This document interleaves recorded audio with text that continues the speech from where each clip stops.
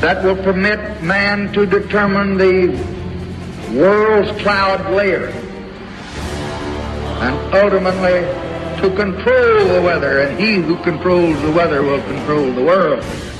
What did author Mark Twain have to say about the behavior of his fellow countrymen? He said this: "It is by the goodness of God that in our country we have those three unspeakably precious things: freedom of speech, freedom of conscience, and the prudence never to practice either."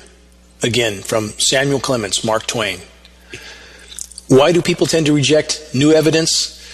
Because only a precious few seem willing to summon the courage and the will to rise above their biases, preconceptions, and programming. And facing the unvarnished truth head on is truly the only solace in a world where the threats are closing in from every side. Every single individual that any of us have any hand in helping to wake up, helping to expand their field of vision, matters. Every single individual we help to awaken matters, but that effort will require us all. This is Dane Wigington. You're listening to the Global Alert News Hour for December 9th, 2017. This is a commercial-free program brought to you by GeoEngineeringWatch.org and is broadcast throughout Northern California on 1670 AM, 104.9 FM, and 105.7 FM. Saturday mornings from 6 to 7 and Sunday mornings from 7 to 8. Global Alert News is also broadcast on the East Coast by the PRN Radio Network, 2 p.m. Eastern Time. Other broadcast stations are also picking up this program because it's easy for them to do so. We require nothing, no monetization whatsoever. There's no commercial interruptions. Very easy to have other stations pick this up and put it in some of their empty time slots. That's one way that activists can help to sound the alarm in their given area. Again, there is no monetary charge for using this program. We freely encourage its rebroadcasting. Orchard Nutrition is also stocked with informational materials. If you're in the Redding, Shasta County area and you want to do your part to help sound the alarm, stop by Orchard.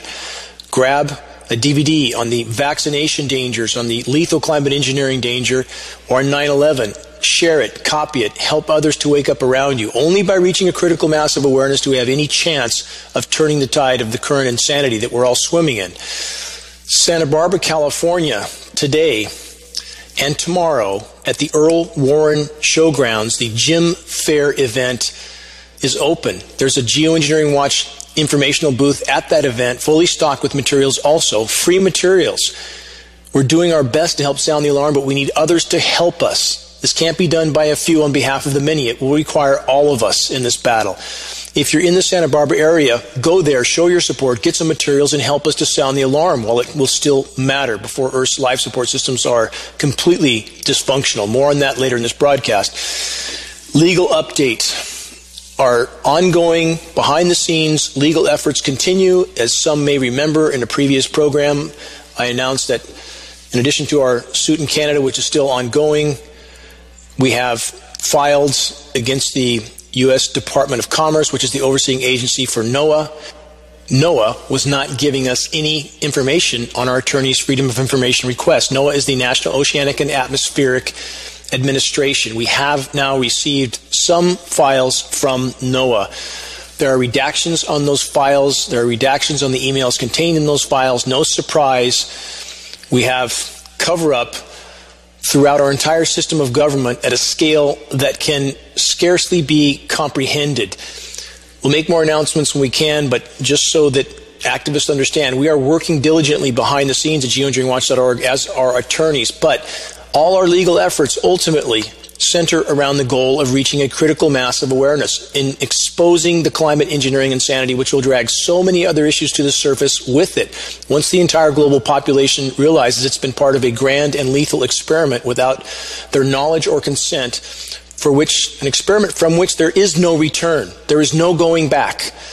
We have been irreparably damaged. The planet has been irreparably damaged, and that damage continues each and every day. I'll get to more details on that in a few moments, but I'll preface this program with this critical reminder. Of all the challenges we face, all the causes and injustices that are worthy in and of themselves, when the planet no longer supports life, nothing else will matter. In fact, we're going to all do well to consistently remember and consider. And what's my point? that if we don't properly prioritize, if we don't focus all the effort and energy we can muster in the attempt to salvage what is yet left of Earth's life support systems soon, very soon, nothing else will matter. All other points will be moot. What's the greatest and most immediate threat to the biosphere and to the web of life, short of nuclear cataclysm? The ongoing global climate engineering insanity. That is the threat. The geoengineering weather terrorists are waging the latest round of weather warfare in California and other parts of the U.S. and around the world. It never stops. Nothing is untainted. But in regard to the California current firestorm cataclysm, here's a headline from TheVerge.com. California will burn until it rains, and climate change may keep future rains away. Let's stop there and ask this. What's missing from that headline? Climate engineering. You can't have a legitimate discussion about the climate without discussing climate engineering first and foremost. And you can't have a legitimate discussion about climate engineering without including chemical ice nucleation for weather modification, patented ice nucleating processes to create frozen precipitation out of what should have been rain, to create a cold layer on the ground, to try to confuse and divide the population. And I'll get to more of that story later in this broadcast, covering Winter Storm, quote, Benji, the latest creation from the climate engineers to distract the population from the fact that the U.S. West is burning to the ground. I'll get to that. But the bottom line is, when we see headlines like this, stating that as if it's a climate science or some sort of natural environmental fact that climate change is keeping the rains away from California, when we know for certain that climate engineering and all the elements involved with climate engineering are the single greatest disrupting factor with the hydrological cycle, and there's not even a mention of it, that means our climate science community, again, yet again, and the journalists who represent them are completely betraying populations of the planet and the entire web of life. On to the rain-blocking climate engineering processes in California. Here's a headline. New insights into the ridiculously, this is from multiple sources, by the way, new insights into the ridiculously resilient ridge in North American winter dipole. In the coming days, a remarkably persistent weather pattern will begin to develop. This is the headline that's just before the fires. Will start to develop across North America and adjacent ocean regions, characterized by strong high pressure near the west coast and low pressure over the eastern seaboard. Remember that, high pressure in the west, lower pressure toward the east. I'll elaborate on that later in this broadcast. High amplitude atmospheric wave pattern will essentially become locked in place. That's the high pressure dome over California for at least the next 2 weeks. How do they know that? Because it's the scheduled weather passed down to the National Weather Service and NOAA from private defense industry and geoengineering contractor Raytheon. It continues, leading to the prolonged stretches of unusual weather. California and much of the West will almost certainly experience an extended multi-week warm and dry spell, while much of the East Coast shivers through repeated blasts of cold air. Again, the scheduled weather from the geoengineers. In 2013, a curious feature began to emerge on the weather maps. It actually began in 2007, not reflected in this report. A region of unusually high atmospheric pressure known as the, quote, ridiculously resilient ridge in meteorological circles has consistently pushed the Pacific jet stream to the north of California, resulting in very dry conditions. Again, labeled the ridiculously resilient ridge due to its implausibly strong longevity. The Triple R held strong straight through the entire winter and then reoccurred in slightly modified form throughout the winters of 2014 and 2015 and 2015 through 2016. The multi-year persistence of this anomalous atmospheric ridge is nothing short of extraordinary because there's nothing natural about it. Stop there. There's nothing natural about this ridge of high pressure. Nothing. Let me continue with this report and I'll elaborate on why this ridge is being put in place, what its purpose is for the geoengineers. Bear with me.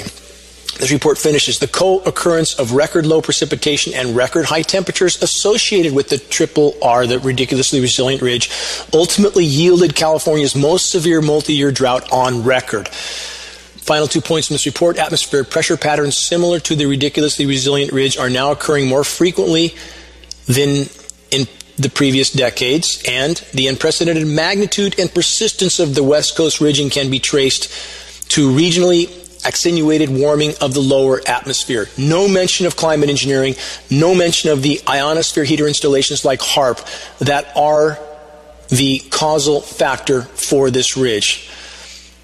This is the final statement from the report. As is often the case in scientific endeavors, these early findings raise more questions than answers because the science community is not looking for real answers. They're trying to cover up the tracks of the climate engineers. That's what they're paid to do.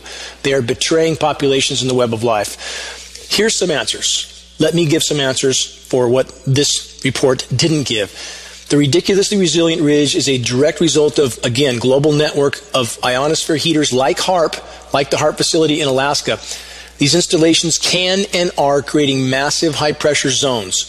When the massively powerful radio frequency microwave transmissions, millions of watts, are focused on regions of the upper atmosphere, specifically the ionosphere, the transmissions cause an electrical chain reaction in the ionosphere which radically heats that layer. The expanding bubble of heated atmosphere pushes up and down. The downward push is the creation of the high-pressure dome. This is not speculation. The U.S. military has long since admitted to the existence of such facilities. The stated purpose of heating the atmosphere and creating the expanding regions I just covered is this: to create resistance to a potential incoming ICBM, intercontinental ballistic missile, and thus to reportedly defend against it. But the blatantly obvious climate modification use is never mentioned. What else do the high-pressure zones allow the weather makers to do? These zones allow them to steer the upper-level wind currents, the jet stream. Why would they want to do that, many ask? The upper-level winds are the key to steering and controlling the weather. That's exactly what they're doing. Back to the ridiculously resilient ridge in California. This ionosphere heater-induced high-pressure dome spins clockwise in the atmosphere, like a giant gear in the climate system. The jet stream must spin around it, up and over it, and then back down in the lower 48 states further to the east of the fried and dried West Coast. This creates a massive dip in the jet stream. Welcome to the recently named polar vortex. This is how this is constructed. The climate science communities make up the terms as they go in order to cover the tracks of the climate engineers and to give legitimacy to the newly created scenarios that are directly related to climate engineering. By the way, this includes the naming of about 12.5 new clouds that apparently never existed before. When you give a name to the cloud, like undulatus apparatus, sounds very official, sounds very natural and scientific, even though it's a result of climate engineering. The population accepts that and thus is all too happy to stay in their denial, not noticing the otherworldly skies above their heads every day with jet aircraft spewing toxic aerosols into the sky to modify the climate. Now, to connect all that I've just described to so-called Winter Storm Benji, which was just engineered to bring a small shot of patented chemically ice-nucleated snow to the most populated regions of the U.S. and the East Coast. This snow is created with moisture drawn straight from the record warm waters of the Gulf of Mexico. How does that work out exactly? Here's how. The jet stream spins clockwise, as I stated. In the western U.S., jet stream goes up and around that, rotates it back downward around a counterclockwise rotating low-pressure zone. Again, high and low-pressure zones created with ionosphere heaters and aerosol operations. This low-pressure zone spins counterclockwise. So picture a fan on the front of a car with a fan belt spinning around various wheels, and that's exactly what you have happening with the jet stream. Spinning up and over the high pressure in the west, back down, spinning counterclockwise around the low pressure, like a gear, with a fan belt around it. That low pressure picks up moisture from the Gulf of Mexico, and that moisture is then streamed up through the southeast along the east coast of the U.S. The moisture is then saturated with patented chemical ice-nucleating elements. And you can search this on geoengineeringwatch.org, by the way. Search geoengineeringwatch.org, chemical ice nucleation for weather modification, or geoengineeringwatch.org, engineering winter snowstorms, etc. But the chemical ice-nucleating elements are then sprayed over and into the migrating moisture from geoengineering jet aircraft. The result, in this case, is Winter Storm Benji. Snow is no longer associated with elevation. You're either on the cold side of the storm or the warm side of the storm. Since when? And people don't even notice this change. and that it's snowing so often at temperatures far above freezing, and then it cools down on the surface for a while. If you put enough ice in the ice chest, you can cool it down no matter how hot it is outside. You have a cold, dense layer sitting on the ground, as I've described over and over, that's created from chemically ice-nucleating elements in the atmospheric moisture overhead. So, again, we have Winter Storm Benji causing a distraction from the western burn down, from the burn down of the planet, the meltdown that's occurring all over the globe, massive media distraction, the illusion of winter, etc., frying the U.S. West to create, as I stated, the illusion of winter in the U.S. East. The targets of the chemically ice-nucleated cooldowns are generally the most populated regions of the country. By impacting the maximum percentage of the population, the illusion of winter, again on a planet that's spiraling into total meltdown, is created. The power structure-owned weather forecasting agencies like the Weather Channel then go into overdrive with their hyping up of the so-called winter storm, giving very little coverage of the soaring temperatures and melting ice all over the globe, all of which is being made worse overall by the highly toxic climate engineering insanity. Geoengineering can and is creating short-term toxic cooldowns at the cost of an even worse planetary meltdown. Geoengineering is not mitigation for climate change. It's actually helping to fuel the fire overall. Here's a new headline from The Independent in the UK. Quote, worst case global warming predictions are the most accurate, say climate experts. How long have I said at geoengineeringwatch.org that, yes, Al Gore's statements of the climate were wrong, not correct, but in the opposite direction of what most people would like to believe. It's far worse than anything Al Gore ever stated. Far worse, far more immediate. Climate engineering making it worse still. And now, finally, we have some in academia starting to show some courage, saying, hey, it's as bad as our worst case scenario, which is still far short of how bad it is. This report states this. There's a 93% chance that global warming will exceed 4 degrees C by the end of the century. Lead scientists say current predictions of climate change may significantly underestimate the speed and severity of global warming, according to a new study. Now, let's remember where they got the term climate change after 1998, when climate engineering was really ramped up, been going on for decades previously, but really ramped up. They needed a term that would make people think going from extremely high temperatures to snow in a day was normal, just part of, quote, climate change. Not normal. It happens because they're chemically nucleating with patented chemical ice nucleation processes, jet stream manipulation. That's why the radical swings of weather whiplash are happening. Weather whiplash will get far worse as the climate engineers' desperation, which is a direct reflection of the power structure desperation, continues to exponentially become more panicked. They are panicked at this point, trying to pacify the population until the last possible moment. It's far worse than almost anyone yet realizes. And this is where it's imperative to remember that this equation is not linear. You can't look backward at a graph for 200 years and say it took the climate this long to get this bad, so it'll take a specific amount of time to get that much worse. Not true. Non-linear equation. Understand what that means. And for everything I say on this program and every program, I don't ask or don't want anyone to believe anything I say. What I'm asking is for individuals to abandon their preconception, bias, and programming and actually do some research. And that's not easy for the human species to do. We're a very programmable organism. We tend to follow that programming, and very few find the courage to overcome that. I'm asking people to find that courage, do real research, not to believe me, but do real research, and to help us to sound the alarm. The only way forward in this battle. Critical mass of awareness. Consider this headline from multiple sources. Humans are changing the climate 170 times faster than nature, say researchers. It's important to remember and understand that, because so many people say the climate change it's just natural. Well, you could relate that to this equation which I've given before. It's like shooting someone in the back of the head and saying people die. It's natural. It just happens. Well, it wouldn't have happened right then had you not shot someone in the back of the head or run them over in a crosswalk or thrown them off a building. Nothing natural about that, and that's what the human race has done to the planet. In last week's broadcast, I covered a headline that stated if the oceans had not absorbed all the excess heat from anthropogenic activity or human activity, the average terrestrial temperature would now be at 122 degrees, a shocking and deadly increase from the current average of 59 degrees. And such an increase in air temperatures would, of course, extinguish all complex terrestrial life on our planet. Even a small fraction of that increase would do the same. And many have asked how it could be possible for so much heat to be held in the oceans if the oceans themselves are nowhere near that warm. Here's how. Because the report didn't state this, and I went on to other reports, and I should have elaborated at that point, and I apologize that I didn't. I'm doing that now. Here's the math that headline I covered was based on. And this is imperative to remember. This is very simple. A cubic meter of seawater contains 4,000 times the thermal energy of a cubic meter of air. 4,000 times more.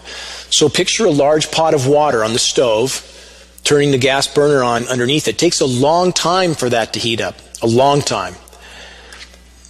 If it's cool water especially. But if you put the same pot with a lid on it with just air inside, how quick do you think that air would heat up? Immediately.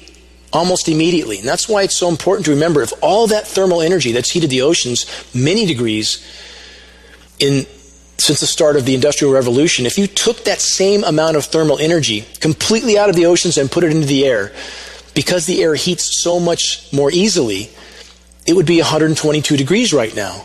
The oceans have masked the severity of what's happening. The power structure knows this. They absolutely know it. And they've done their best to bottle up that heat in the oceans. That's why in recent years, back to the ridiculously resilient ridge over the West Coast, blowing that hot air offshore over the oceans to try to get the oceans to bottle up some of that heat. And that's what's happened. Intervention with the climate system, the single greatest form of human insanity ever launched by the human race. Climate intervention, epitome of human insanity. So to clarify again, how it could be 122 degrees, because if you took that massive amount of thermal energy and put it in the atmosphere, that's how hot it would be. Here's a headline from 2013 from Salon.com that should be understood. It relates to what I just covered. This forgotten and swept under the rug headline was published by Salon.com in 2013, but it's very relevant. Here's the headline. Last year, the oceans warmed at a rate of 12 Hiroshima bombs per second. What does that mean? It means the thermal energy contained in 12 Hiroshima bombs every single second is how fast the oceans were heating. Incomprehensibly fast.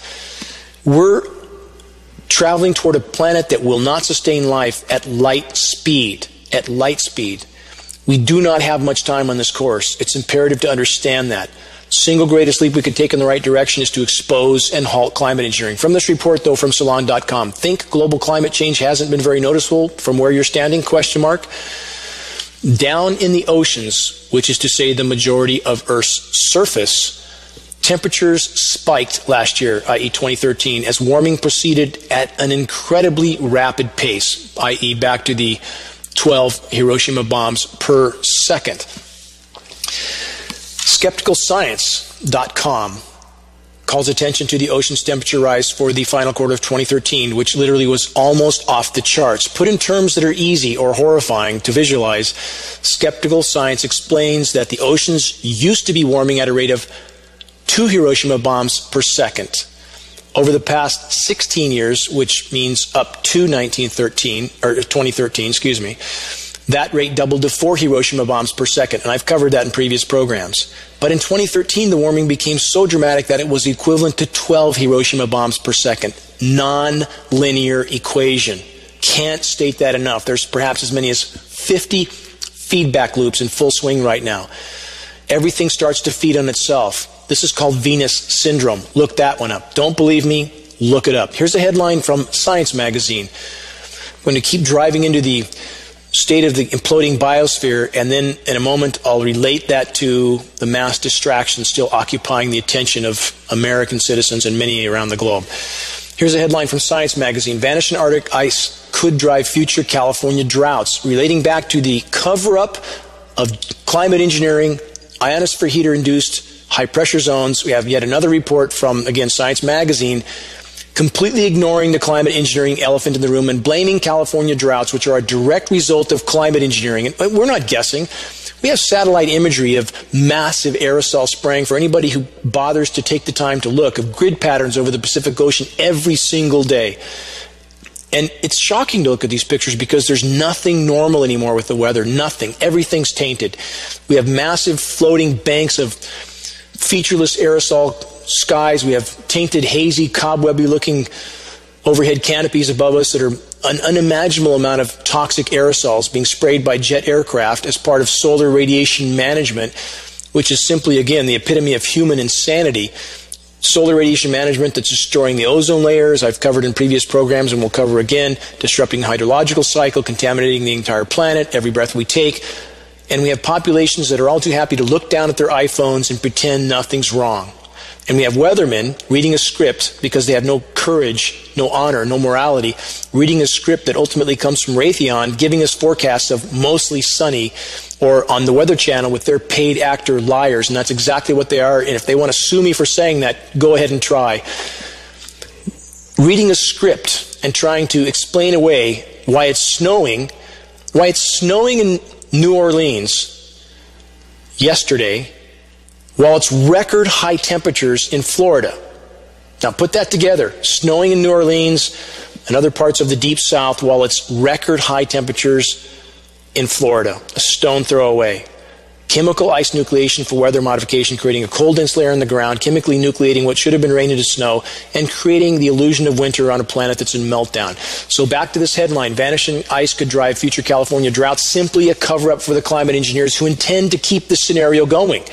So they want to pretend it's natural and convince the population it's just some natural consequence, which it is not. From this report, California's recent 5-year drought, it's not 5 years, it's since 2007, was brutal. Houseboats sat on lake beds, groundwater supplies dwindled, and thousands of fish literally baked to death. Scientists consider it the worst such event the Golden State has seen in 1,000 years. Now a new study identifies an unexpected suspect thousands of kilometers to the north, an iceless Arctic Ocean, which we're about to have, by the way. The finding, a new atmospheric mechanism that links the Arctic melting to conditions further south. This is all nothing but absolute propaganda to hide the tracks of the climate engineers who control every single peer-reviewed institution out there. How do they control it? Because the central bankers print the money as much as they want. For those who don't understand how the monetary system works, they fund militaries, they control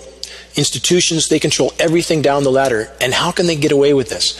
Because the population is all too happy being distracted. Won't be happy much longer as we hit the wall, and we're hitting the wall now. Isn't it interesting and alarming that as the biosphere implodes, again, the U.S. population is more concerned with getting things like tax cuts, which in reality is only a benefit to those in power. What a surprise. And as if any of this, as I stated, will matter on a dead planet. Nevertheless, here's a headline from truthdig.com. As the web of life unravels, here's what Americans are focused on. America's war on America.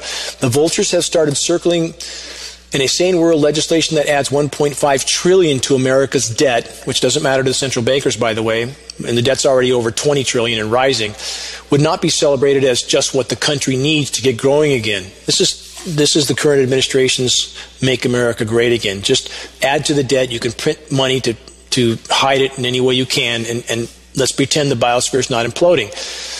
So with the new U.S. tax cut is nothing but more smoke and mirrors. This is massive distraction.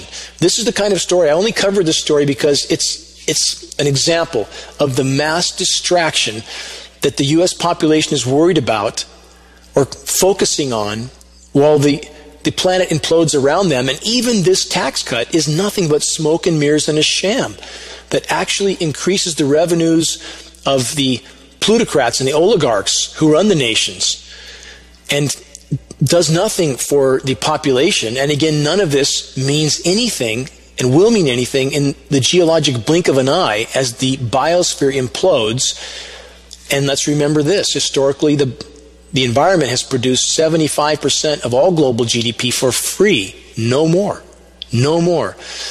So in this article, America's War on America, we see smoke and mirrors, the illusion of a tax cut, keep the population busy, keep them distracted, while the climate engineers wreak havoc on the planet, while the military-industrial complex wreaks war and destruction all over the globe.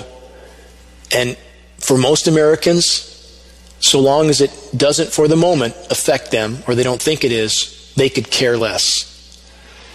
That's a recipe for certain near-term global omnicide. The American population is perhaps the last potentially counterbalancing factor to the cancerous cabal that currently runs the planet. If they would just wake up. Just wake up. And waking them up is a responsibility that must be borne by, again, all of us. More on that later in this program. Another headline from ABC officials. U.S. officials drop mining cleanup rule after industry objects. We're living in a fascist nation.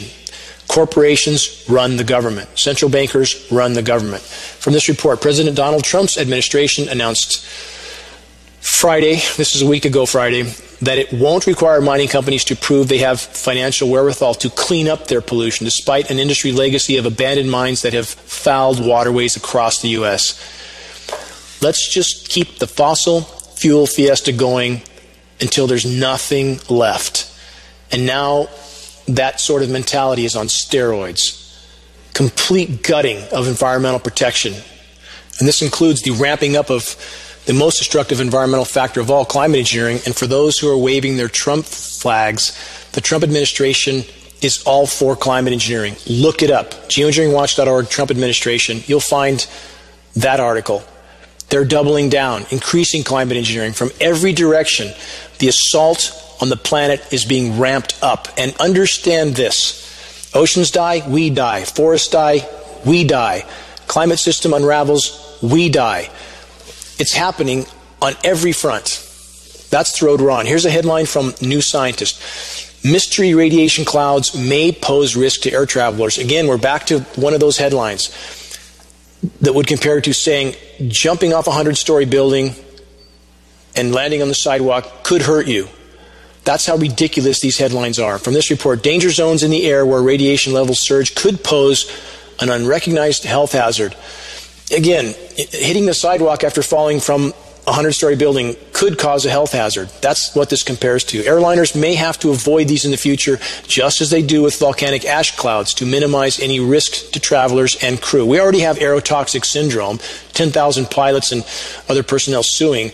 All of this gets swept under the rug. But again, even stories like this will be pushed to the side when the planet doesn't support life. All of this is connected, all of it's intertwined, but that's the bottom line. And we are on the fast track to end up exactly there.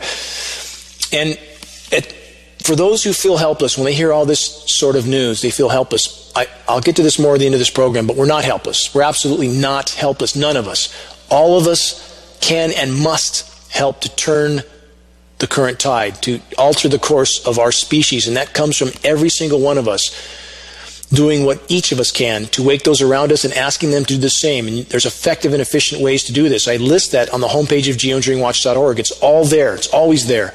But until or unless we fully face reality, we have no chance of understanding what we need to do and how we need to change directions. Example I've given in the past, if you're standing in the freeway, are you better off turning your back to traffic or facing it? I think that answer is quite obvious. We must face reality before we can know how to deal with it. And for those on the radiation, back to the dying oceans, which I just mentioned, again, many are thinking dichotomously or very black and white, that it's all Fukushima. That's not true. Fukushima is a huge problem, but we have the heating oceans I just mentioned, massive problem, destroyed ozone layer. There's many causes for so much that's happening on our planet. We must look at the whole picture. And on that note, I would encourage anybody to search mass animal deaths for 2017 and look at that list. It's a website that puts out the list. It's shocking, absolutely shocking. And in regard to how severely the effort to sustain life is becoming in some regions, here's a headline. This headline is from New Scientist, by the way. Africa's giraffes are being slaughtered by Joseph Kony's army. From New Scientist, elephants, giraffes, and chimpanzees are being decimated by poachers in Central Africa for food. They're eating giraffes and elephants for food. We have species loss happening right now at unimaginable rates. We've lost over 60% of Earth's wildlife in the last 40 years, and that rate is accelerating by the day, losing 200 to 300 species of plant, animal, and insect to extinction every single day. And for the record, for those who would like to claim that that's just normal, creatures have always come and gone, that's 15,000 times the background extinction rate, which is 1.5 million of normal. There's nothing normal about that. Mass starvation on planet Earth is much closer than almost any yet comprehend. Easter Island scenario is already beginning to play out on our planet. And for those who are not familiar with what happened on Easter Island, an investigation for you is warranted. In summary, the island's inhabitants completely consumed all their resources. Much of the resources were used building massive idols, much like our species does today. Idols to everything imaginable, in our case. And then they began to consume themselves. Cannibalism erupted as their civilization completely collapsed. Those who try to convince themselves that this couldn't happen with so-called modern civilization are sadly mistaken. And why are the majority of first world populations from industrialized countries so completely oblivious and apathetic toward the very real and immediate threats that are closing in from all sides? As I stated earlier, in addition to social conditioning, cultural programming, and power structure propaganda, there's, of course, the mountain of heavy metals raining down on us from the climate engineering fallout, including aluminum. There's the aluminum and mercury being injected into populations in the form of vaccinations. There's the radio frequency microwave smog we're all swimming in. There's the GMO and chemical-laden toxic food we're fed. And there's, of course, the neurotoxin industrial waste product fluoride that has been put into our water by the power structure. And let's ask this: how and why could any sane population not only allow that, but actually pretend that it was safe and that there was actually some sort of health benefit to drinking fluoride? And this can only be considered a form of collective insanity on the part of populations, and to the benefit of the power structure, of course, making populations more docile and apathetic, as I just described. I'll cover this subject in more detail with next week's program, but the bottom line again is this: fluoride makes populations apathetic and docile, unassertive. And we certainly see that, along with everything else I described, affecting that equation. More headlines. Now what happens is the biosphere implodes, the power structure of the military-industrial complex pushes toward global conflict because it's the only card they have left to play. Here's the headline: U.S. military drills North Korean border. In the largest ever military drill, U.S. orders 16,000 troops, 230 jets to simulate war with North Korea. What would the U.S. do if North Korea did that on our border? I bring this up again and again and again, but Americans, unfortunately the majority, think it's fine that we're there spreading, quote, freedom and democracy by provoking war. But yet, if that happened anywhere near us, Americans would be absolutely livid. Total hypocrisy. Total hypocrisy. So we have the U.S. media, in the case of covering up climate engineering and covering up the hostile actions of our military-industrial complex, doing their job, deceiving the population that is unfortunately all too happy to be deceived. More military drills on the border of Korea. Another headline: multiple sources. Media silent as Israel attacks Iranian military base, provoking war just like they said they would. From this report, as mainstream media focuses on President Trump's latest tweet, his administration continues to support a close ally that appears to be pushing for yet another war. Israel has reportedly attacked an Iranian military base in Syria. U.S. citizens, Israeli citizens, of course, would never stand for that if the equation was reversed. Never. Who are the real provocateurs here? Who? As I stated in a number of earlier programs, who released the Stuxnet virus? U.S. and Israel. That was likely a huge part of why Fukushima happened. More headlines. This from the Times of India. U.S. pulls out of UN's global compact on migration. U.S. is pulling out of everything because it's now the current trajectory is an all-out free-for-all of military, industrial, fossil fuel consumption insanity until nothing's left. That's where we're headed. Back to the report from the Times of India. United Nations. The administration of President Donald Trump has withdrawn the United Nations from a United Nations pact to improve the handling of migrant and refugee situations, deeming it, quote, inconsistent with its policies. The U.S. mission to the global body announced on Saturday. So our military goes to other countries, blows them up, destroys their country, or facilitates the destruction of their country by using proxy forces, creates massive migrant problems by destroying all the infrastructure in that country, supposedly to spread freedom and democracy, and then we wash our hands of the humanitarian cataclysm it creates. That's our policy. And we claim to be giving to other countries around the globe. Couldn't be further from the truth. We're giving them something. We're giving them unimaginable misery. And we know if they're doing biological experiments on our populations, which I've announced in previous programs, obviously they're going on with other populations in which massive ailments seem to immediately result. And we know from the vaccinations, a U.S.-based policy, we know now from peer-reviewed study that the vaccinated children in Africa are 5 times more likely to die in the first 5 months of their life, 500% more likely to die.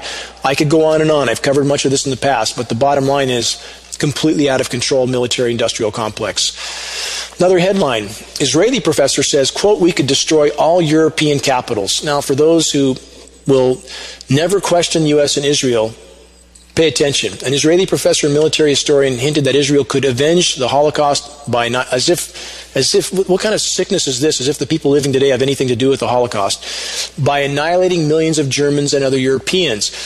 He said, quote, we possess several hundred atomic warheads and rockets and can launch them at targets in all directions, perhaps even at Rome. Most European capitals are targets of our Air Force. Asked if he was worried about Israel becoming a rogue state if it carried out a genocidal deportation against Palestinians, this professor, Kreveld, quoted a former Israeli defense minister, Moshe Dayan, who said this, Israel must be like a mad dog, too dangerous to bother. The quote finishes with this, our armed forces are not the 13th strongest in the world, but rather the 2nd or 3rd. We have the capability to take the world down with us. And I can assure you that this will happen before Israel goes under. What do you think would happen if North Korea made such a statement? What do you think would happen? But when high-ranking Israeli academicians make such a statement, it goes completely unnoticed. Total hypocrisy. Now back to Israelis' attack on Syria, the recent attack. Let's weave this into a larger context so that it paints a clearer picture. Syria, who didn't invade anyone, just like Iran hasn't invaded anybody for 230 years. But we have an imploding environment, an ever more desperate military-industrial complex, U.S. and its allies, Israel, Saudi Arabia, strange bedfellows. They're all desperate. And in the case of Syria, not allowing a Western power structure pipeline through its country, part of the reasons they were invaded, toppled, destabilized. And now we have those who serve the legions of order followers and organizations who serve the power structure, Israel, U.S., Saudi Arabia, there are more, and how they try to program the population to accept these acts of aggression. So back to the recent strike on Syria by Israel. Here's the headline. This is from multiple sources. How a dubious BBC report gave Israel the, quote, green light for the attack on Syria. Last month, the BBC revealed a claim that Iran was building a permanent military base near a town in Syria. A series of satellite images showed construction at the location of the alleged base, which was made known to BBC by an unnamed Western intelligence source. Israeli Prime Minister Benjamin Netanyahu has previously warned that Israel would not allow Iran to establish any military base in Syria. So it appears the BBC is playing war propagandist for Israel. Instead of including any level of critical inquiry regarding Israel's unprovoked act of aggression against its neighbor, in short, the BBC spread what it acknowledged to be a, quote, mere claim based solely on a, quote, unnamed Western intelligence source. Then Israel used that claim to attack Syria, after which BBC in circular fashion justified the attack based on its own original dubious claim. Just like the media here. Just like the weapons of mass destruction in Iraq. This model is so old it's unimaginable, and the American population continues to gulp it down. All of these headlines, all of these stories are all intertwined, from back to the biosphere implosion that I cover again and again and again, the desperation of the power structure that it forces, the individual acts of provocation that I just got done covering, one more I'll cover in a moment. All of it's connected. All of it's related to biosphere implosion and desperation by the power structure. Here's another headline from multiple sources. Another war is brewing in the Persian Gulf. In the Persian Gulf, another conflict is brewing between Saudi Arabia and Iran. Been over this in previous programs. U.S. and UK supplying Saudi Arabia completely tyrannical dictatorship with weapons so that they can wage a proxy war on countries where resources exist and where the Western power structure wants those resources. That's what it's all about. The cancer of the military-industrial complex has one agenda. Because many ask this all the time. Why would they do this to themselves? Because a cancer doesn't care that it's killing its host. It doesn't even consider that. A cancer intends to proliferate at any cost without ever considering that it will kill itself in the end as well. It's imperative for us all to take the time to understand the bigger picture, to consider what we're dealing with, and we are not dealing with sanity. And all those who serve that power structure, and there are legions down to local agencies, elected officials, all those who have convinced themselves that their purpose in life is to pursue their own paradigm, which they feel is only possible by serving that power structure which produces their paychecks and their pensions. And if this is the meaning of life, then life has no real meaning. If the meaning in life is to be a part of something greater, something bigger than yourself, a part of the whole, to serve the greater good, then legions of order followers need to take a long, hard look in the mirror and understand that they are a part of the cancer. And if they continue to be a part of the cancer, we have no chance of even near-term survival on this planet.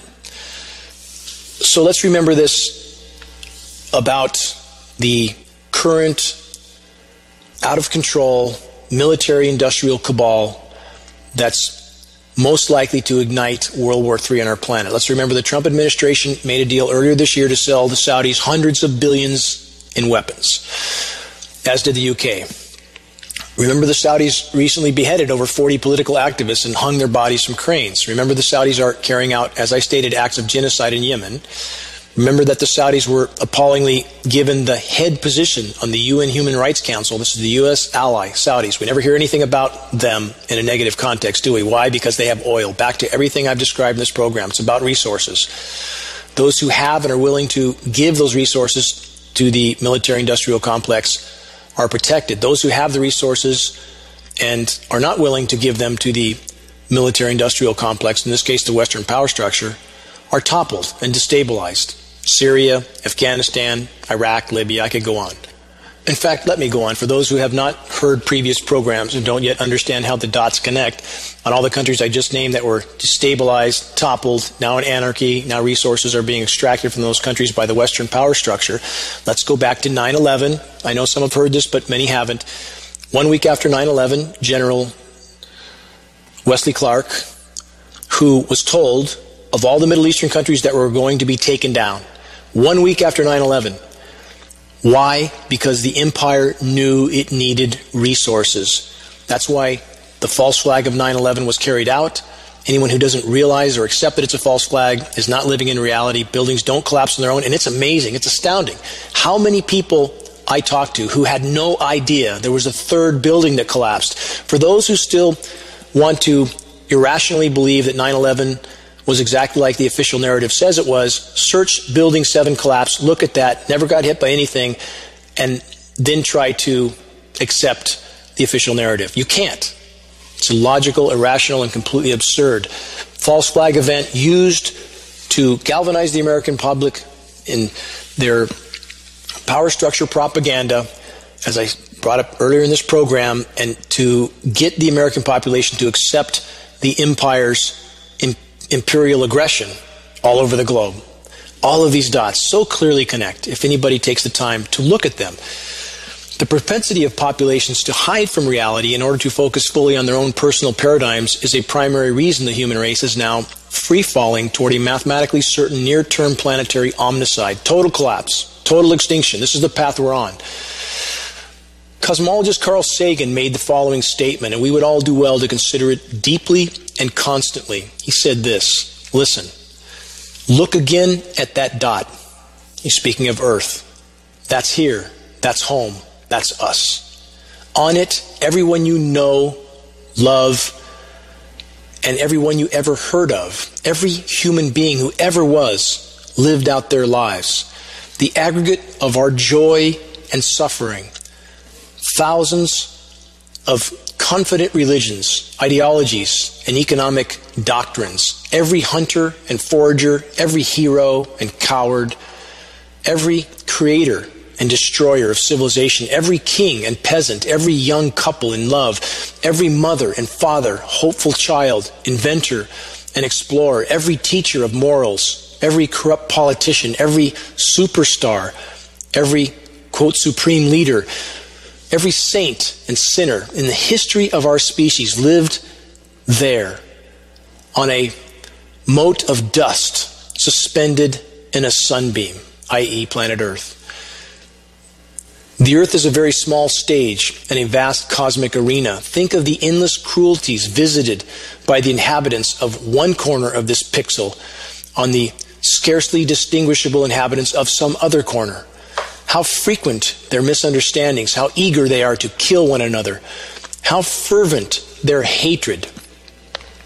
Think of the rivers of blood spilled by all those generals and emperors so that in glory and triumph they could become the momentary masters of a fraction of a dot.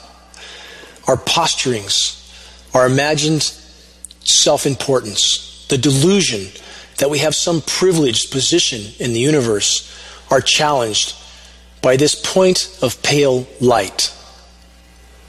Our planet is a lonely speck in the great enveloping cosmic dark.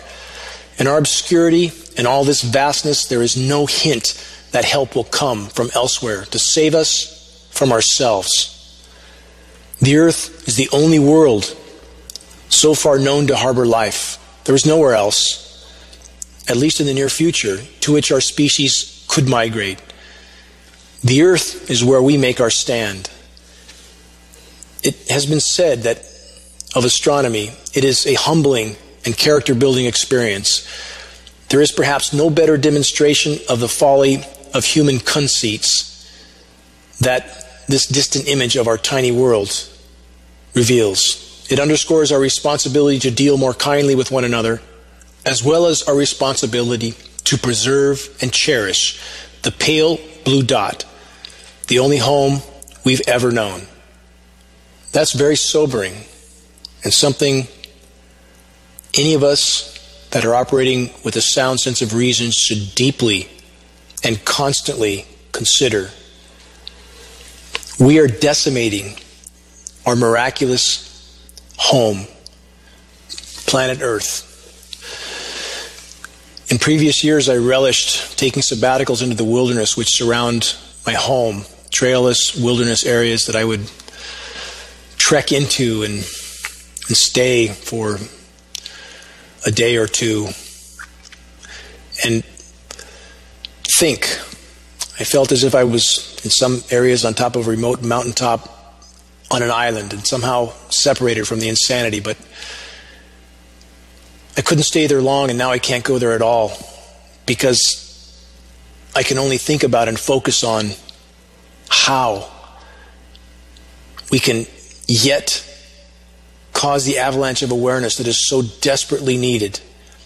The only way forward, and I hear from so many people again who want to convince themselves there's some silver bullet that we can utilize that will fix everything, and that's not reality.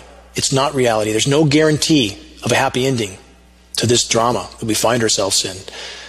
There's never been a guarantee. Life has always been a seasonal occupation throughout humanity, throughout human existence. It's a seasonal occupation. The season is not very long. And what do you want to be found doing when you take your last breath? No matter how the story turns out, if you are on the right path, doing the right thing for the right reason, because it's the right thing to do, not because you're guaranteed a happy ending, not because you're guaranteed a specific result, because it's the right thing to do only, and that's why you're doing it. How could that story not end well? If you've done everything you can for the greater good, given your particular situation, how can that not be the right path? It is the right path. And for those who feel helpless, again, all of us, there's instructions on the homepage of GeoEngineeringWatch.org, how you can help, how you can wake others. Use credible materials from a credible source. Arm yourself with those materials and understand that you are in a fight for life. All of us are in a fight for life, and that fight is very real and very immediate. Against whatever resistance that is shown to you by family and friends, it is up to each of us to stand on credible truth and know that those others around us will soon, very soon, be forced to wake up and face reality. But it's up to us to plant the seeds that they will need, the dots they need to connect and form a picture and understand how we got here and what we must do to change directions. This responsibility must be borne by us all. Until next week, this is Dane Wigington with GeoEngineeringWatch.org. Make your voice heard while it still matters.